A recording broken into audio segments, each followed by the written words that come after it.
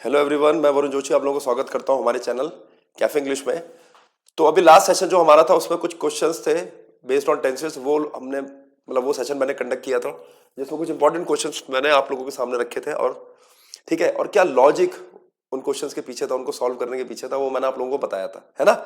तो इसके अलावा मैंने एक चीज और भी बोली थी कि क्वेश्चंस को लेके, उनके सॉल्यूशंस को लेके किसी भी प्रकार का अगर कंफ्यूजन है तो just go through my previous videos based on tenses. ठीक है, वहां से आपको क्लियर कट आइडिया मिल जाता है। ठीक है, चलिए। बाकी मैं ये कह रहा हूं कि भविष्य में, अब अभी आज तो रिकॉर्डेड लेक्चर है, भविष्य मेरी कोशिश रहेगी कि एक फिक्स टाइम पे, जैसे ऑफिस से मैं घर पहुंचू तो एक फिक्स टाइम पे एक मैं लाइव सेशन कंडक्ट करूं। लाइव सेशन का फायदा क्या है कि लाइव सेशन थोड़ा सा इंटरेक्टिव हो जाता है ना। उसमें क्या है कि क्वेश्चंस अगर किसी भी स्टूडेंट या व्यूअर के दिमाग में कोई डाउट आए तो इमीडिएटली ऑन द स्पॉट अपनी क्वेरी रेज कर सकता है। क्लियर है। तो आगे से सेशन इंटरेक्टिव ही रखेंगे हम लोग, पूरी इस पे पूरा प्रयास रहेगा कि आने वाले हफ्ते से, अभी टेक्निकली इतना साउंड नहीं होगा तो मैं कोशिश करूंगा कि 2 दिन जैसे छुट्टी है सैटरडे और संडे, तो थोड़ा सा अपने को टेक्निकली थोड़ा सा मजबूत बना लूं मैं। ठीक है, थोड़ा सा सीख लूं चीजों को कैसे कैसे करना है। ठीक है, पढ़ाने के अलावा। चलो, तो ठीक है, आज का जो टॉपिक हमारा है वो है कंजंक्शन। कंजंक्शन के बारे में हम बात करेंगे। कंजंक्शन क्या है कि किसी एक पर्टिकुलर वाक्य में conjunction acts as a connector. ठीक है, कंजंक्शन क्या करता है, एक कनेक्टर की तरह काम करता है कंजंक्शन। अब ये क्या कनेक्ट करता है, इट कनेक्ट्स टू और मोर सब्जेक्ट्स, क्लॉजेस को कनेक्ट करता है। जैसे इंडिपेंडेंट क्लॉजेस है, डिपेंडेंट क्लॉज को भी कनेक्ट कर सकता है। ठीक है, डिपेंडेंट क्लॉज है सबॉर्डिनेट क्लॉज, और इंडिपेंडेंट क्लॉज क्या हुआ, इंडिपेंडेंट क्लॉज क्या है, जो किसी दूसरे वाक्य पर निर्भर नहीं है मीनिंगफुल होने के लिए। क्लियर है। इसका एक एग्जांपल देता हूं, Ram is sleeping and his brother is watching TV. कि राम क्या कर रहा है, सो रहा है, और उसका भाई क्या कर रहा है, यहां पे टीवी देख रहा है। तो ये दोनों क्लॉजेस कैसे, इंडिपेंडेंट क्लॉज है, दोनों के अपने अपने मायने हैं सेंटेंस को मीनिंगफुल करने के लिए। ये दोनों आपस में डिपेंडेंट नहीं है। ठीक है, क्लॉज डिपेंडेंट कब हो जाता है, जब जैसे मैं बोलूं कि if you will help me I will pay you. ठीक है, if you will help me, तो पहले तो ये सेंटेंस ही गलत हो गया। फ्यूचर टेंस में मैंने आप लोगों को पढ़ा रखा है, हमने डिस्कस भी करा था पिछले सेशन में कि अगर कोई वाक्य डिपेंडेंट क्लॉज है और वो क्या है, कंडीशन शो कर रहा है, तो हम उसको फ्यूचर टेंस में नहीं, उसको प्रेजेंट में रखते हैं हम लोग, है ना। तो सेंटेंस हो जाएगा if you help me I will give you money. तो इफ यू हेल्प मी, अगर मैं सेंटेंस को इतना ही रोक दूं, इफ यू हेल्प मी, तो सेंटेंस तो गलत हो रहा है। यदि तुम मेरी मदद करो, हाँ आगे बताना तो पड़ेगा ना पूरा।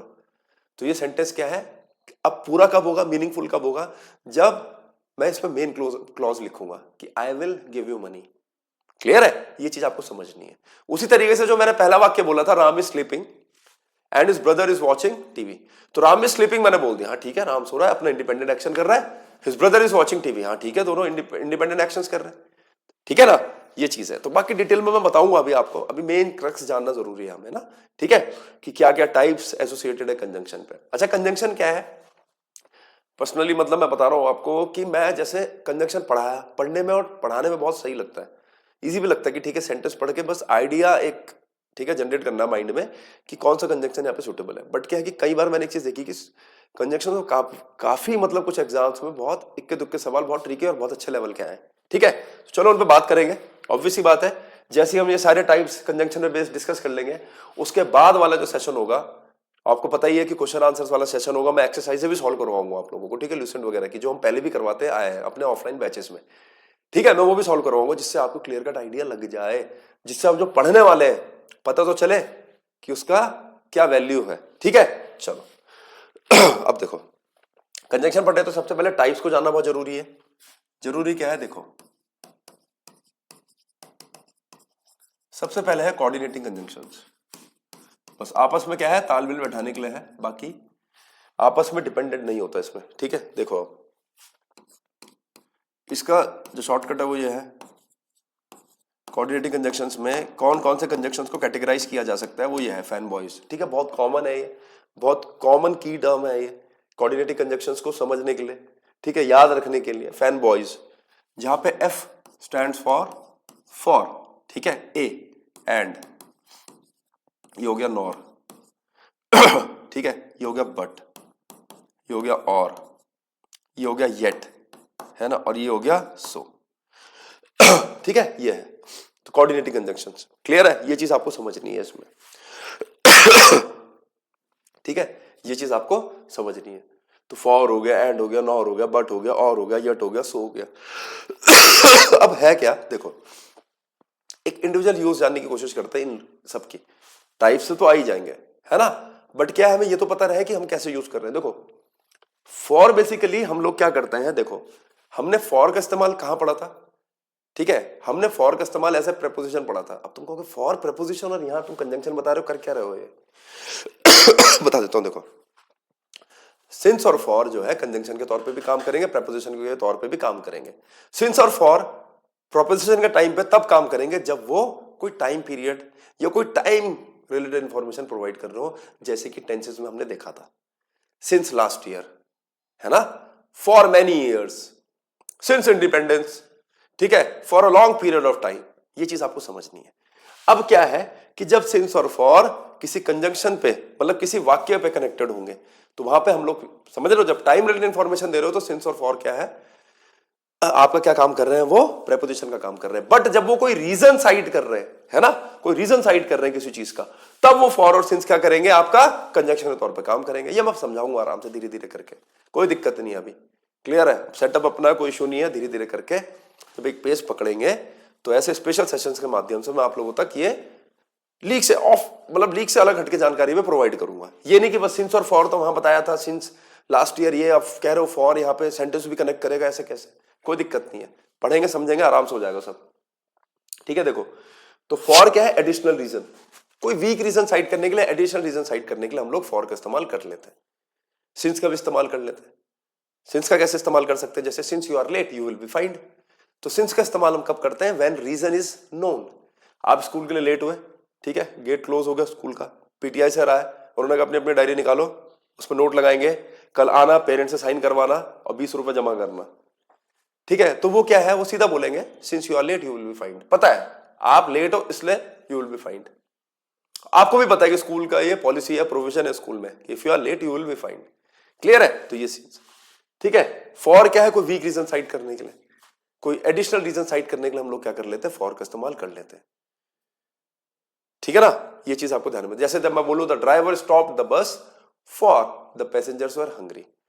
क्लियर है, the driver stopped the bus for the passengers were hungry. अब ये मत बोलना फॉर द पैसेंजर्स, ये तो अपने आप में इतना वाक्य ठीक है कि ड्राइवर ने क्या करा, पैसेंजर्स के लिए बस रोक दी, अरे वो सही है, पर जो वाक्य मैं बोल रहा हूं, चलो लिख देते हैं, है ना, the driver stopped the bus for the passengers were hungry. Low sentence के मायने थोड़े बदल गए। अब फॉर द पैसेंजर्स भी होता तो ठीक था कि ड्राइवर ने किसके लिए बस रोकी, पैसेंजर्स के लिए रोकी, बट यहां पे for the passengers were hungry का मतलब क्या हुआ कि ड्राइवर ने बस क्यों रोक दी, for the passengers were hungry, मतलब पैसेंजर्स जो थे वो क्या थे, भूखे थे, इसलिए ड्राइवर ने क्या करा। तो इस तरीके के एडिशनल रीजन साइड करने के लिए हम लोग क्या कर लेते हैं, हम लोग फॉर का इस्तेमाल कर लेते हैं। ठीक है, जैसे जैसे चैप्टर में आगे बढ़ेंगे इसको मैं आप लोगों को विस्तार से बताऊंगा। ठीक है, अच्छा ठीक है, अब जैसे नॉर का इस्तेमाल हो गया, ठीक है, he did not attend the meeting yesterday। ठीक है, चलो लिख दूं, लिख ही देते हैं, चलो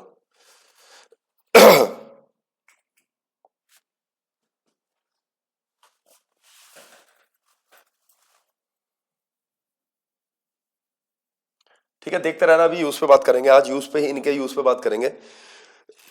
ठीक है, देखो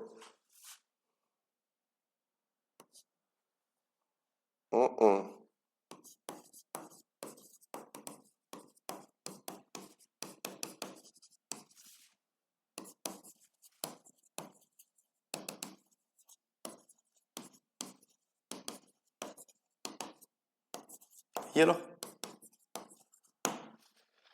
he did not attend the meeting nor did his brother। Clear है, तो उसने क्या, देखो हम नॉर का यहाँ पे इन्वर्जन में समझाऊंगा आपको, धीरे धीरे करके मैं इन्वर्जन बताऊंगा आपको।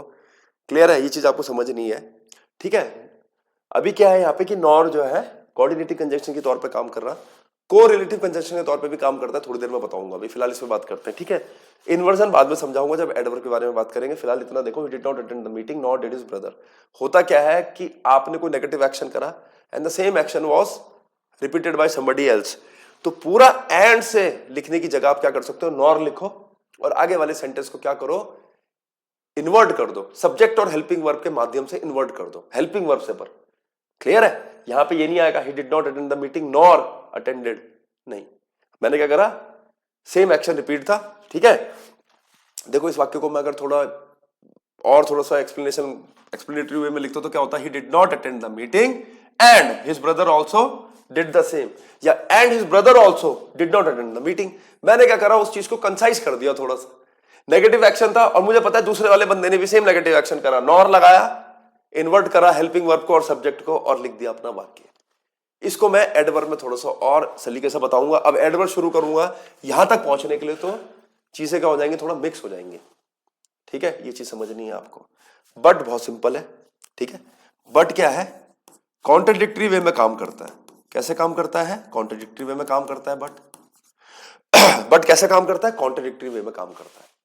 क्या हुआ कॉन्ट्रडिक्टरी का मतलब, अगर पहला सेंटेंस पॉजिटिव है, मैंने बाद में बट लगा दिया, तो अल्टीमेटली या eventually my next statement is going to be negative. अगर पहला वाक्य नेगेटिव है फिर बट लगाया तो ऑब्वियस ही बात है बाद वाला वाक्य कैसा हो जाएगा, पॉजिटिव। समझ में आ रहा, ये चीज ध्यान में रखनी है भाई। ही वर्कड हार्ड बट, उसने मेहनत करी पर वो पास हो गया, तो गलत हो रहा है। उसने मेहनत करी पर वो फेल हो गया। He worked hard but he failed, he did not work hard but he passed. Clear है, तो मैं लिख नहीं रहा हूं उस पर ज्यादा। और आ गया, और चॉइस देगा, Ram will attend the meeting or his friends will attend the meeting, या Ram will attend the meeting or his friends will, या तो राम अटेंड करेगा मीटिंग को या उसके दोस्त। तो और क्या है, or provides you with a choice, or provides you with an alternative, एक ऑल्टरनेट प्रोवाइड करता है, ऑल्टरनेटिव प्रोवाइड करता है हम लोगों को। और क्लियर है, अच्छा। अब देखो, जो काम बट करता है ना, जो काम बट करता है वही काम आपका येट भी कर सकता है। क्लियर है, मतलब क्या है, हर जगह तो नहीं, बट को हम रिप्लेस कर, if we don't have any other option तो but can be replace by yet. ये हुआ है, मैं सच बता रहा हूं आपको, 2012 या 13 में सीडीएस के एग्जाम में मुझे साफ दिख रहा था कि कॉन्ट्राडिक्टरी स्टेटमेंट का वो बना था कॉम्बिनेशन, कॉन्ट्राडिक्टरी स्टेटमेंट्स आप समझ गए होंगे। तो उसके लिए कॉन्ट्राडिक्टरी कंजंक्शन की जरूरत थी। कॉन्ट्राडिक्टरी कंजंक्शन कौन सा होता है, बट विच वर्क्स कॉन्ट्ररी, है ना, कॉन्ट्ररी मतलब इन कॉन्ट्रडिक्शन, है ना, विपरीत, है ना। तो अब प्लस माइनस को कॉम्बिनेशन था वाक्य में, ऑब्वियस ही बात है, आंख बंद करके आदमी क्या ढूंढेगा, बट वहां पे चारों ऑप्शन थे, बट था ही नहीं, वहां पे क्या ऑप्शन था, तो क्या करना चाहिए था, क्वेश्चन छोड़ देना चाहिए था, नहीं, क्वेश्चन नहीं छोड़ना चाहिए था, मैंने क्या करा, येट पे टिक मार दिया। क्लियर है, तो ये चीज आप लोगों को समझनी है, करेंगे हम धीरे धीरे, जब आगे बढ़ेंगे तो मैं ऐसे पर्सनल एक्सपीरियंस आप लोगों से जरूर शेयर करूंगा। ठीक है जी, तो येट क्या है, येट भी कॉन्ट्राडिक्टरी वे में काम कर लेता है। येट हम एज अ रिजल्ट भी होता है, ठीक है ना, एज अ रिजल्ट येट, ठीक है, एज अ रिजल्ट भी होता है येट का मतलब, ठीक है, ये चीज याद रखनी है। फिर ज्यादातर जब हम पढ़ेंगे तो आपको ये चीज याद रखनी है कि जो काम अकेला बट करता है वही क्या करेगा, ऑल दो या दो के साथ किसका कॉम्बिनेशन, येट का। ये पढ़ेंगे कंजंक्शन में भी धीरे धीरे आ गया कि ऑल दो और दो के साथ किसका कॉम्बिनेशन बनता है, येट का। बट नहीं आएगा यहां पे, अब येट आएगा। सर क्या येट लगाना कंपलसरी होता है, नहीं, येट की जगह चाहो तो कॉमा भी लगा सकते हो, चॉइस है। ऑल दो और दो अगर दे रहा है तो येट आएगा, बट नहीं आएगा। क्लियर है, अकेले वाक्य में क्या येट आ सकता है, यस, अगर बट नहीं ऑप्शन में तो येट लगा दो। क्या येट लगाना कंपलसरी और ऑल दो और दो के साथ, नहीं, can be replace bye comma. ठीक है, ये चीज ध्यान में रखनी है। लास्ट वन इज सो, है ना, it was raining so I decided to carry an umbrella. It was raining heavily, बहुत तेज बारिश हो रही थी इसलिए। क्लियर है, इसलिए मैंने क्या करा इसलिए I decided to carry an umbrella, इस तरीके से काम करता है सो। क्लियर है, तो आई होप इतनी जानकारी है जो आप लोगों की समझ में आई होगी। मैं आप लोगों से अभी भी एक चीज कहना चाहूंगा कि ग्रामर में जो भी स्पॉटिंग द एरर्स का पोर्शन आता है हमारे पास, और ग्रामर बेस्ड जो फिल इन द ब्लैंक्स आते हैं हमारे पास, और नो इंप्रूवमेंट वाला जो पोर्शन आता है हमारे पास, उसमें ग्रामर में सारी चीज, मैक्सिमम चीजें जो है, मैक्सिमम सारी चीजें आप लोगों को पढ़ाऊंगा। आप क्वेश्चन अटेम्प्ट करते रहे, जो जो मैं पढ़ा रहा हूं उसके बेसिस पे क्वेश्चन अटेम्प्ट करते रहे, आपको खुद आइडिया लग जाएगा कि नोट्स जो है बहुत ही ऑथेंटिक और बहुत ही जेन्युइन है। छोड़ूंगा कुछ नहीं, पहली बता रहा हूं कि 13 में से 5 टाइप पढ़ा दिया, 5 छोड़ दिया, ऐसा नहीं होने वाला। जितना मेरे पास है ग्रामर पे, जितने नोट्स मेरे पास हैं, वो सारी चीजें आप लोगों को मैं प्रोवाइड करूंगा, कुछ भी नहीं बचेगा। क्लियर है? इसके अलावा जो अदर पोर्शन है, वन वर्ड सब्स्टिट्यूशन वगैरह वाली, उसकी क्लासेस भी चलेंगी। बस ठीक है, मैंने बताया आपको धीरे धीरे सेटअप चल रहा है, ठीक है, इंप्रूवमेंट भी धीरे धीरे करते रहेंगे, ठीक है जी। ये चीज आपको ध्यान में रखनी है, तो ग्रामर में कुछ भी नहीं छूटेगा, ठीक है। चलो अब इसी पे क्या करते हैं आप देखो, हाँ बस थोड़ा सा ये है कि अब टीचिंग में मतलब कंटिन्यूटी मिस हो जाती है ना, तो थोड़ा सा क्या है कि नोट्स थोड़े रेफर करने पड़ते हैं भाई मुझे, देखने के लिए कोई टाइप रहना चाहे बस ठीक है। अब देखो कोरिलेटिव कंजंक्शंस, इसका भी बेसिक आइडिया देता हूं, क्या कोरिलेटिव कंजंक्शंस।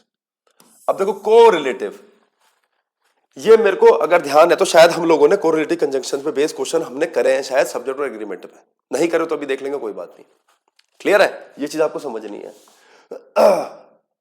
ठीक है। देखो कोरिलेटिव कंजंक्शंस, को का मतलब होता है साथ में, कोऑर्डिनेशन, कॉम्बिनेशन, है ना, कोऑर्डिनेशन से चलो, कॉम्बिनेशन से चलो, कोऑपरेशन चाहिए आप लोगों का, है ना, कोऑपरेशन चाहिए आप लोगों का, तो को का मतलब होता है साथ में। इसका मतलब क्या होगा, वो कंजंक्शन जो जोड़े में काम करते हैं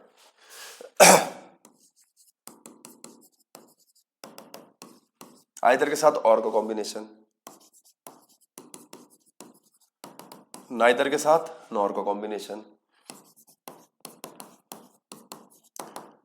नॉट ओनली के साथ बट ऑल्सो का कॉम्बिनेशन, ये कॉम्बिनेशन याद रखना है आप लोगों ने, बोथ के साथ एंड का कॉम्बिनेशन, और वेदर के साथ और का कॉम्बिनेशन।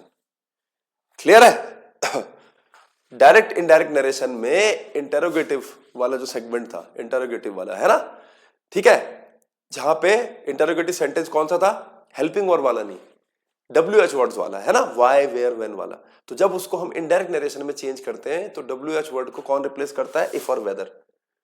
तो इसमें मैंने एक कंडीशन आपको बताई थी कि अगर सेंटेंस को और से खत्म कर रहे हैं, प्रश्नवाचक वाक्य को ज्यादा डिटेल में नहीं बताऊंगा, खाली बस एक आइडिया दे रहा हूं, ओवरव्यू दे रहा हूं, देख सकते हो आप वहां पे जाके, ठीक है, पुराने लेक्चर्स में, कि अगर किसी वाक्य को और से खत्म कर रहे हो, ठीक है ना, तो याद रखना वहां पे फिर इफ नहीं आएगा WH वर्ड के साथ, वहां पे क्या आएगा, वेदर, ठीक है, वहां पे वेदर आएगा। क्यों? क्योंकि वेदर के साथ किसका कॉम्बिनेशन बनता है, और का।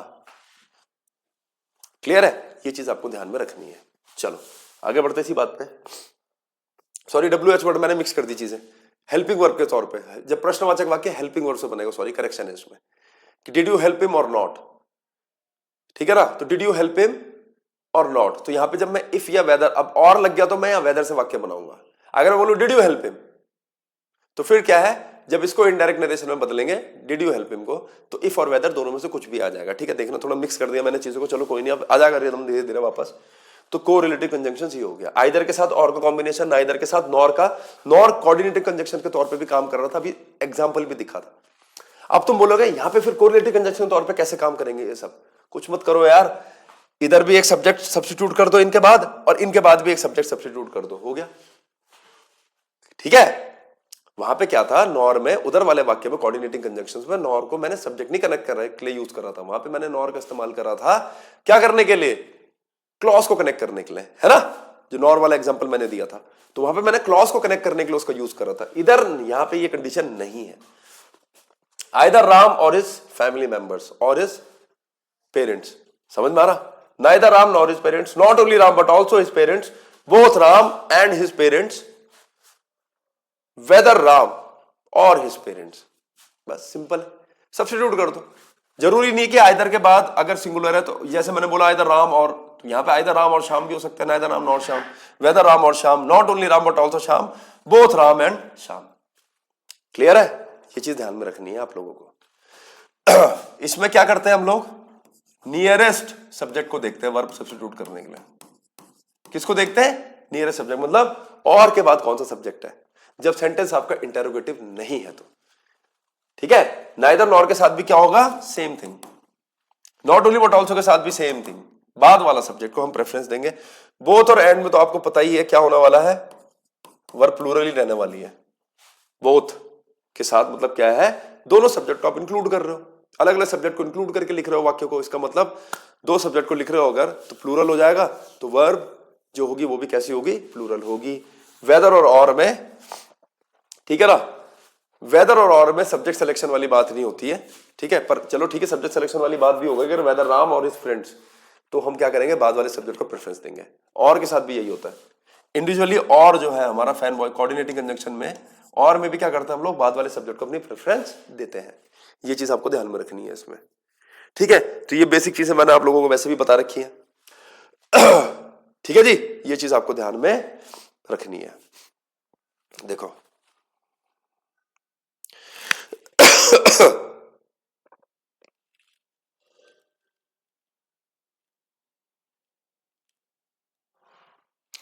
ठीक है, अब देखो इसका जो एप्लीकेशन है ना, इसमें कोरिलेटिव कंजंक्शंस का एप्लीकेशन है क्या है, देख लो, बताता हूं। देखो एप्लीकेशन देखो इसका किस तरीके से करना है। He likes T, he likes coffee, ठीक है। अब आपको एक चीज समझनी है, देखो इसमें he likes T, he likes coffee, मान लो ये वाक्य है। सबसे पहली बात क्या हुई, सब्जेक्ट कॉमन है, वर्ब भी कॉमन है, क्लियर है। अब देखो मैंने मान लो कि मैंने चॉइस दी कि उसको टी और कॉफी तो वैसे पसंद है, मैंने कहा कोरिलेटिव कंजंक्शन से वाक्य जोड़ने की कोशिश करते हैं, तुमने कहा ठीक है। मैंने कहा आइदर और से जोड़ो, चलो, तुमने कहा ठीक है सर आइदर और से।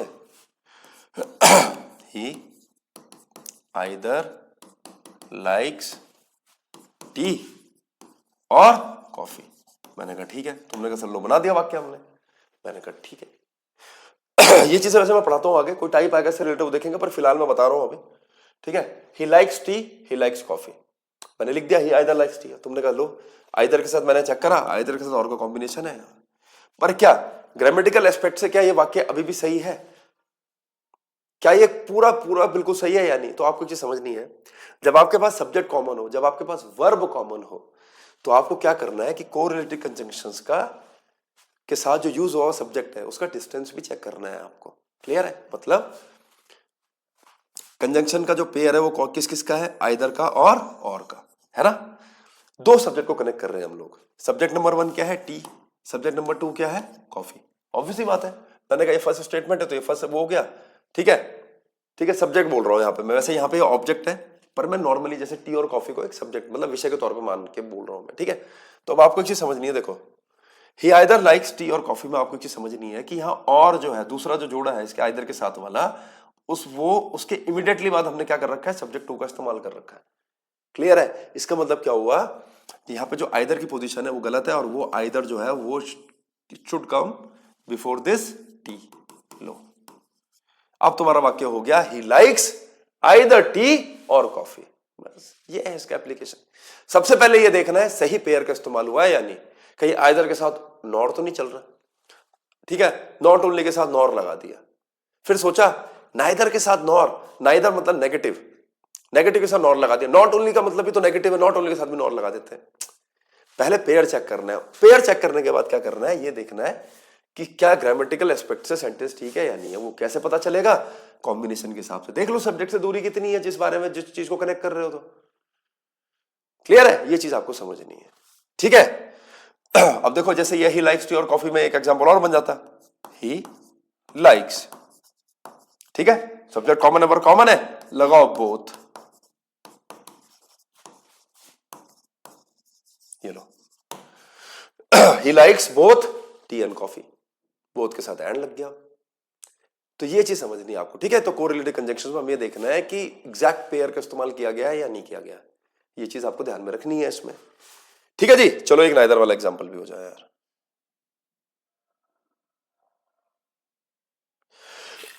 नाइदर वाला भी देख लेते हैं।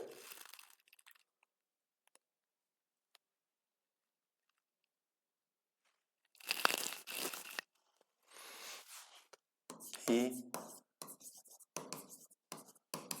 didn't qualify for the national team, ठीक है।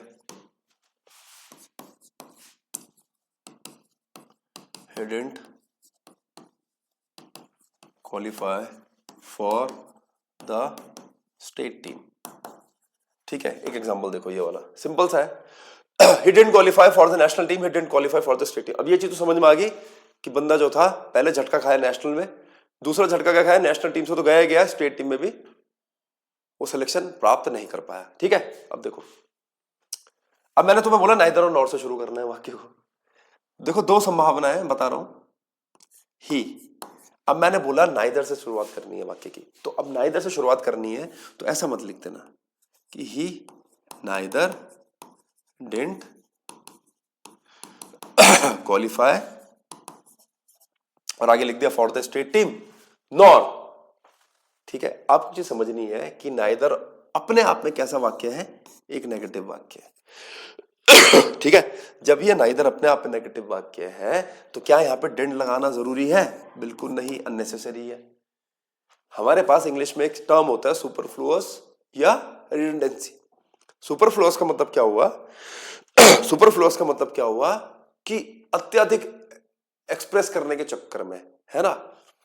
ठीक है, कि मतलब क्या करना है अपने को, ठीक है ना, बहुत एक अच्छे खासे रीजनेबल एक्सटेंट तक अपने को एक्सप्रेस करना, उस चक्कर में क्या होगा, ग्रामेटिकल मिस्टेक्स कर जाना, वो होता है। जैसे आप बोलते हो ना bestest, you are my bestest, ठीक है, ये सारी चीजें, तो ये स्लैंग है। तो नाइदर और डिडंट का इस्तेमाल एक साथ नहीं होना चाहिए। ठीक है, अब देखो, ठीक है, अब देखो करना क्या है, मैं दोनों तरीके से वाक्य बताऊंगा तुम्हें कैसे बनेगा। पहले मैंने कहा नाइदर नॉर से, तुमने कहा ठीक है ही। अब तुमने कहा कि सर सब्जेक्ट कॉमन है, सर वर्ब भी कॉमन है, सब्जेक्ट भी कॉमन है, वर्ब भी, तो तुमने लिखा ही क्वालिफाइड। समझ में आया? अब तुम बोलोगे सर ये क्वालिफाइड क्यों, मैं बता देता हूं। डिड नॉट हटेगा, जब डिड नॉट हटेगा तो वर्ब की जो फर्स्ट फॉर्म है जो डिड के साथ लगती है, हम उसकी सेकंड फॉर्म नहीं लगाएंगे क्योंकि सेंटेंस को पास्ट टेंस में रखना है। तो क्या आ जाएगा, ही क्वालिफाइड। अब तुम बोलोगे ही क्वालिफाइड, सर क्या कर रहे हो, ये यहां आप नेगेटिव लिख रहे हो, यहां क्वालिफाइड में तो आपने उसको क्वालिफाई कर दिया। कोई बात नहीं, हम कंजंक्शन जो यूज कर रहे हैं वो तो नेगेटिव है ना। तो he qualified neither for the national team nor for the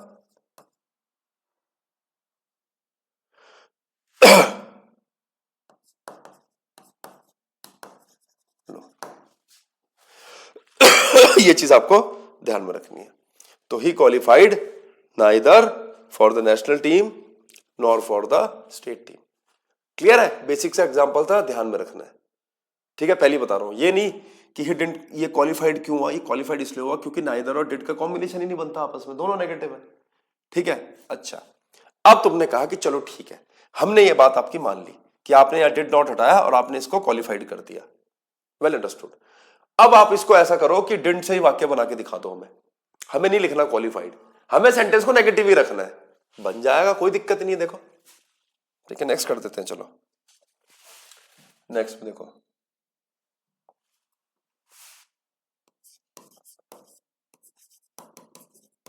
he didn't qualify either for the national team or for the state team। लो बन गया, he didn't qualify either for the national team or for the state team।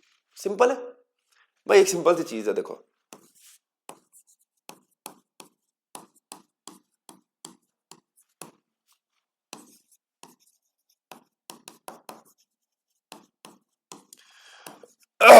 Low, I know nobody, I don't know anybody. मैं ये नहीं बोलता आई don't no nobody. देखो यार, एक obvious ही बात है, अगर आप इंग्लिश इंप्रूव करने के लिए अगर आप हॉलीवुड की तरफ आपने अपना रुख कराया है तो वो भी क्या है, ग्रामेटिकल स्लैंग्स बहुत रहते हैं उनकी लैंग्वेज में भी, वो नो नॉट लगा देते हैं। क्लियर है? ठीक है ना? ठीक है, नीड नॉट, नो लॉन्गर, इस तरीके से बोल देते हैं। ठीक है, तो आपको एक चीज समझनी है यहां पे कि वो उनको ग्रामर से को लेने देना ही नहीं है इस चीज का, तो तो ये चीज आपको ध्यान में रखनी है, ठीक है। तो आई know nobody, I don't know anybody, ठीक है। एनीबडी यहाँ पे क्या न्यूट्रल सब्जेक्ट है मेरा, ठीक है। आई नो नोबडी, ठीक है, नेगेटिव है, नेगेटिव सब्जेक्ट है। तो he didn't qualify either for. तो यहाँ पे एक चीज समझनी है, जब मैंने बोला आई नो, मैं किसी को नहीं जानता, तो आई नो, अब सेंटेंस नेगेटिव रखने से सब्जेक्ट को वो कर दिया। आई डोंट नो, तो मैंने क्या करा, सब्जेक्ट को न्यूट्रल कर दिया। ये चीज आप लोगों को ध्यान में रखनी है। तो उसी तरीके से अगर आपको चाहिए ही डिडंट क्वालिफाई, तो लो आइदर और।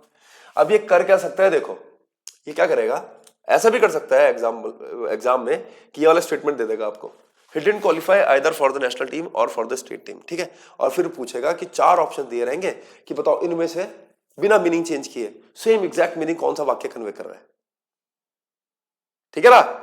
क्लियर है कि बिना बदले जो कौन सा चारों ऑप्शंस में से, ठीक है ना, which options conveys the meaning same as mentioned, same as conveyed by this statement.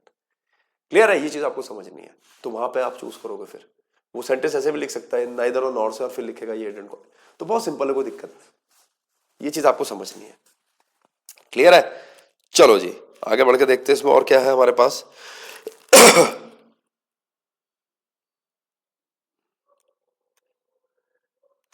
ठीक है, ठीक है। देखो एक एग्जांपल देता हूं तुमको।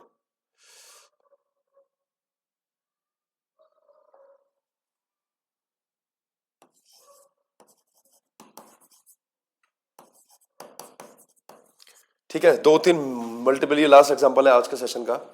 मल्टीपल एग्जांपल्स लिखे हुए थे, मैंने एक सिंपल सा एग्जांपल सीधा डायरेक्टली बुक का ल्यूसेंट का क्वेश्चन आपको बता रहा हूं, ठीक है, उसी से क्लियर हो जाएगा। I will either go to Delhi और my parents will come to Dehradun. लो भाई, I will either go to Delhi or my parents will come to Dehradun. अब क्या करें, यही है अनकॉमन। अभी तो हमने देखा था कॉमन सब्जेक्ट है, कॉमन वर्ब है, कॉमन एक्टिविटी। अब अनकॉमन सब्जेक्ट है, अनकॉमन एक्टिविटी है, छोड़ो एक सारांश बस। ल्यूसेंट का क्वेश्चन है, इसी से क्लियर हो जाएगा चीजों को। I will either go to Delhi or my parents will come to Dehradun, ठीक है, लिख दिया। अब देखो एक चीज समझो, आई एक सब्जेक्ट, माई पेरेंट्स दूसरा सब्जेक्ट। सबसे पहले चीज कि यहां पे जो सब्जेक्ट है हमारा कॉमन नहीं है, चलो कोई बात नहीं, नहीं है तो go to Delhi, will come to Dehradun, ये भी अलग अलग एक्शन हो गए। या तो मैं दिल्ली जाऊंगा या मेरे पेरेंट्स देहरादून आएंगे, दोनों में से एक चीज होने वाली है, डिफरेंट डिफरेंट एक्शन हो गए। अब कहां लगाएं डिस्टेंस फॉर्मूला अपना, क्या करें अब इसमें? भाई चीजें बहुत सिंपल है। मेरे को ये देखना है कि ग्रामेटिकली सेंटेंस ठीक है या नहीं। हाँ, I will go to Delhi ठीक है, my parents will come to Dehradun ठीक है। सबसे पहली चीज ये मत बोलना सर हमने ना हमेशा से एक चीज सुनी है, 2 विल एक साथ नहीं आते, 2 विल ना एक साथ नहीं आने चाहिए सर। बेटा 2 विल तब नहीं आते एक साथ जब वो उनमें से एक कंडीशन शो कर रहा हो। यह कंडीशन क्या है? कुछ भी नहीं है कंडीशन यहाँ पे, ये चॉइस बता रहा है। देखते हैं दोनों में से क्या चीज होगी। दोनों में से एक चीज होनी है बस, कि या तो घर वाले आएंगे या मैं जाऊंगा, बस खत्म बात। दोनों में से एक चीज होनी, चॉइस है ना। अब देखो, तो ये मत कर देना कि एक विल हटा दिया और कहा कि आप ठीक है। आपको ये समझ नहीं है, दोनों अलग अलग क्लॉज है, चॉइस है ना, ठीक है। कोऑर्डिनेटिंग कंजंक्शन है। कोऑर्डिनेटिंग कंजंक्शन में मैंने क्या बताया था, क्लॉज डिपेंडेंट चलेंगे। I will either go to Delhi और ये। अब गलती क्या है देखो, कोऑर्डिनेटिव कंजंक्शंस में मेरे को एक चीज दिख रही कि यहाँ पे और जो है हमने क्या करा है, उसको जो दूसरा वाला क्लॉज है उससे पहले उसकी पोजिशनिंग करी है हमने। कहाँ प्लेस कर रखा है उसको? पेरेंट से पहले। तो कुछ मत करो, आइदर को ले जाओ और क्या करो, आई से पहले लिख दो और आपका वाक्य जो ग्रामेटिकली बिल्कुल ठीक है। अनकॉमन सब्जेक्ट में ये करना है बस आपने। और के बाद वाला क्लॉज होगा, और के बाद वाले क्लॉज कहां से शुरू हो रहा है, कहां लग रहा है। ग्रामेटिकली देखा है ठीक लग रहा है सर, वही काम उसका जो दूसरा जो पहला वाला पेयर है उसके साथ कर दो, जो उसका जोड़ेदार है। Either I will go to Delhi और my parents will come to Dehradun, बस सिंपल है। अब चाहे एक्शन अलग अलग हो, अनकॉमन सब्जेक्ट हो, अनकॉमन वर्ब हो, वाक्य में सब्जेक्ट कॉमन है वर्ब अलग है, क्लियर है। ये सब्जेक्ट कॉमन नहीं है पर वर्ब सेम है, ये दोनों ही डिफरेंट है, कोई दिक्कत नहीं। हमने कंक्लूजन निकाल के चल दिया, सबके साथ यही करना है ट्रीटमेंट, क्लियर है। चलो चलो फिलहाल के लिए आज का सेशन जो यहीं पर समाप्त करते हैं हम लोग।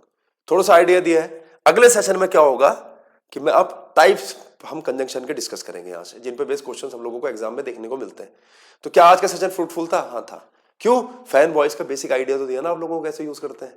ये नहीं कि बस हाँ आओ टाइप 1 रटना शुरू, अरे पता तो चले कि ये फॉर, एंड हो गया, नॉर हो गया, कैसे सेंटेंस में क्या है, क्यों इन्हें कंजंक्शंस बोल रहे हैं और क्या यूज है इनका, है ना। कोरिलेटिव कंजंक्शंस का यूज है। कोरिलेटिव कंजंक्शन में बेस का कोई टाइप है जिसपे बेस सवाल आ सकता है, हाँ बता दिया।